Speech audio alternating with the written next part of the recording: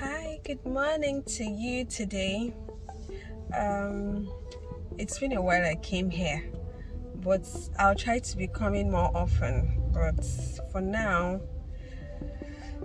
I'll try. So, well, this one I just want to just say a little thing bordering around considering each other even in these times. There's a lot of challenges considering the socioeconomic challenges the country is having at this time, and everybody is affected. There will be nobody that will say they are not affected. Those in the higher echelon, those in the middle, those in the ground, those that were under the ground before, people are feeling it, and it's high time we begin to consider one another. We just have to live beyond thinking about ourselves. So, at work, with your staff, with the people around you, somehow, anything at all you can give. You can give a smile. Okay, you don't have money, you can give a smile. And of course, everybody's on a very tight budget now. Everybody's on a budget. That's the truth. Everybody is on a budget. So, you can give a smile. You can give a prayer. You can give in kind.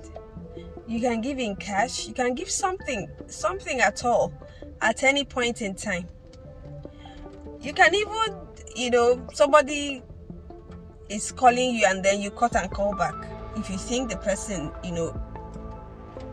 you need to call, like if you think it's important that you call back, you just call back. That's a gift. And nobody should undermine any gifts that anybody is giving at this time, because you're not in anybody's pocket to know what's going on there. It's not an entitlement time. It's not a time to say, oh, I'm entitled to this or that. It's a time to say, what can I, no matter where you are, no matter the level where you are, someone who is asking for something, look for a problem you can help the other person to solve that will draw their attention to you. Give something that would lift a burden from somebody. Don't say, oh, I don't have money. Oh, I'm the one that is in need. There is something you can give. You can give help. So I get very worried when, so many people say there is no job, there is nothing to do. Yes, what I can say is that the pay or the salaries of jobs are not enough. But if it's to say that there is nothing to do, there is no job, there is a challenge, I think I have a problem with that, because almost every family working now, every woman working needs somebody who will work with her to help her to cater to the present needs at home so that she can also go out there and work. But the problem I think we're facing now is that people are not committed to have integrity. People just want to take and take and take. So many stories around nannies, so many stories about household staff.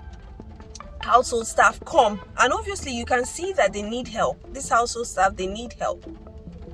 So I have a problem with the idea that there is no work, that there is nothing to do. People are out there saying they're searching for work, especially for the youth. They'll say there is no work, there is nothing to do. I have a problem with it because I believe that if you look, you will see a problem to solve. You'll see a skill that is needed, and if you're not equipped for it, you go out there and then look for someone who can train you. Just even scratching the surface of a skill. Let's say you are learning hairdressing and you're supposed to do like 6 months. By the time you're getting to like 2 months, you can start earning. You can start doing all back for people. So I have a problem with the youth or anybody saying that there is no work. There will, if you search very well, there'll be a work that will tally. Maybe there is no work at the time. Maybe you're looking for a work that will give you time to do some other thing, or that the work that's available, there is no much money in it. But if you see anything that you can do that at least will keep you afloat, just be doing it. As you are doing that one and you're proving yourself in that space, it opens you up to even more opportunities that you didn't even know that were there. But if you just sit at home and you refuse to prove yourself, then who will see you? Nobody will see you. So for secondary school leavers, some secondary school leavers who are at home, or they are, trying to get one education or the other, higher education, and it's still in the pipeline, and that transition period, you have to place a demand on yourself to say, okay, I'm preparing for this exam, I'll be studying my book, but I can also attach myself to a home. Or if for guys, let's say for guys, you could learn a skill. There are so many soft skills that you can learn. So many skills that one can learn and will put them in a position where they can be of help and they can start earning bit by bit. And I tell you, one thing with stepping out is that when you step out, sometimes we think, oh, we know what's there. It's not just to be doing this thing. It's not just to come out and just be cooking and cleaning for this woman. What else is there? You can be there and you find out that, oh, there is a need for the woman to, or there is a need for private lesson teaching. Then you look at yourself, I'm smart. I can, even if I don't want to do this work, I can also do private lessons for children in primary school. If I'm a secondary school leaver, I should be able to teach primary school and help them do the assignments. So there will be something that you will see there that you to just open your to endless opportunities that you didn't even know that was there. You're working somewhere and then there's a need for people to wear nice clothes. You start checking, is there any way I can source for clothes and then be retailing? There are so many things that even people in my office, some people can snap picture, they have their cameras, things that they can do even while working. But you must step out of your comfort zone. So I have a problem with people saying there is nothing to do. If somebody stays for a long time without a job, then the person has a character problem. Because if one has a good character, even good character is a marketable skill. That you have a good character, somebody can drop something with you and that thing will blossom or be better off than the person dropped it off. That's a skill that is sought after. Is highly sought after. People are looking for people that they can hand over a venture and that venture will not die. The challenge we have now is that people are not as honest as they should be.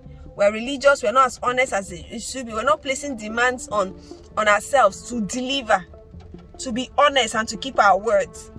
So there is a lot of fear in the land. You gather some money, so you strive as somebody who is working to gather some money. You want to now diversify and have maybe a shop somewhere, and you're looking for someone, and then you just try out 2-3 youths that you obviously know that these people need help, that there is nothing for them. You did an advert, they came, we are willing to work, and they're not able to just keep the shop moving without stealing anything or without messing things up. You just have a few people that can deliver, and then you have peace. So if we can train ourselves and have that character that can stand, I think it will help ease off things. There's a lot of tension in the land. Financially, mentally, people are going through a lot of stress. And we have to learn to be each other's keeper. When I step outside, a security man is trying to get a tip from me. I'm looking at it. If the little money I'm getting, I give to security man, I give to the arbor that is begging me, then somebody at work is begging me for money, everybody's begging me for money, what will I do to myself? Even myself, I need money. But when you come to me, I can give you advice. I can even, if you tell me your problem, I can pray for you, because I'm not Jesus. I also need help. Then people who I know, widows, people who I know that they are really, really in need, and God will just, we can just tap you and say, oh, this person, you're supposed to, anything you can do. Then, but having it in mind to make it like an entitlement becomes a problem. You go and say, after all this lipstick that you rub on your mouth, you cannot even drop 500. Do you know how many 500s that are calling me to drop? So if I drop it now, then I'll come and join and stand on the street and continue. God forbid.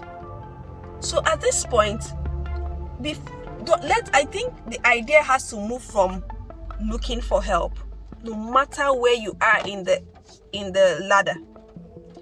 Position yourself to be a giver. Have a mindset of always have something to give. It may not be money. It doesn't have to be money.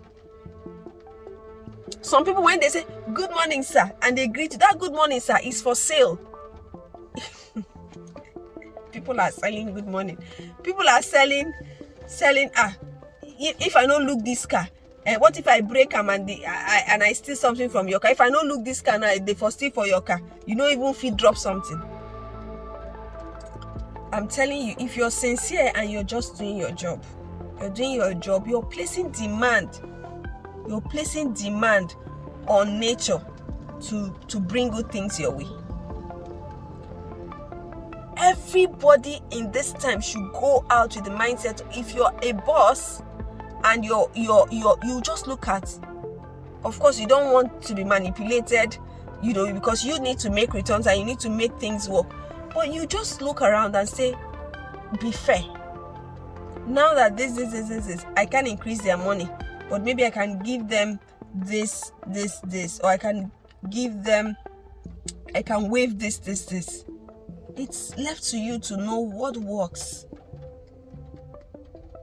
What works for your business or what works for your establishment.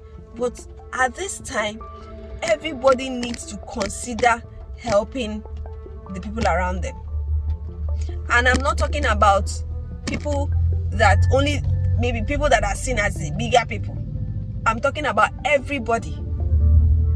You can't be under somebody in a business and they put you in a shop and you're not considering a customer is there. You're not considering your attitude towards their customers when they are not there. You only act nice. You only act to do the right things, which means you know the right things only when the boss is there.